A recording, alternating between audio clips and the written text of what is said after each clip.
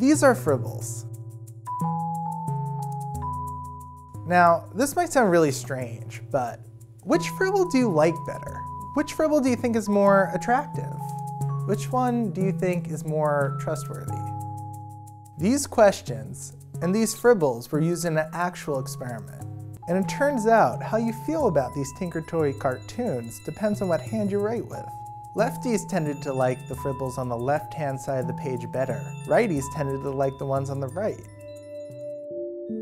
Psychologists theorize that our dominant hand changes the way we perceive the world. Right for righties is good, and left for lefties is good. Simple as that.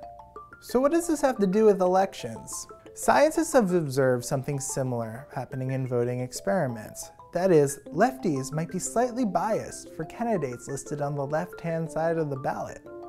It sounds crazy, but could swing a tight election. In an experiment published in the journal Political Psychology, candidates listed on the left-hand side of a ballot got a 15% bump among lefties.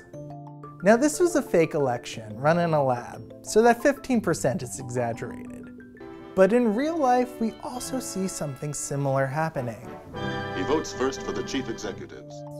Candidates listed first on a ballot tend to get a small boost.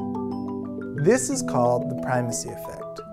Looking at decades worth of California state elections, researchers found that candidates listed first had an across-the-board lift, around 0.5% on average.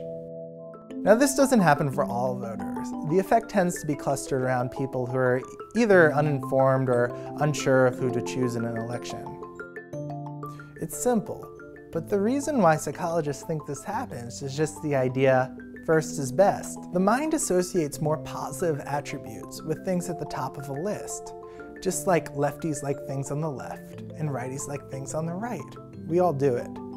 You can even say the fate of America might have been forever changed because of this effect. CNN right now is moving our earlier declaration of Florida back to the too close to call column. NBC News projects that George Bush...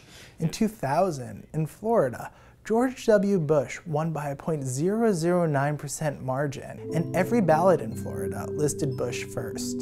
So who really rocked the vote? You or your brain?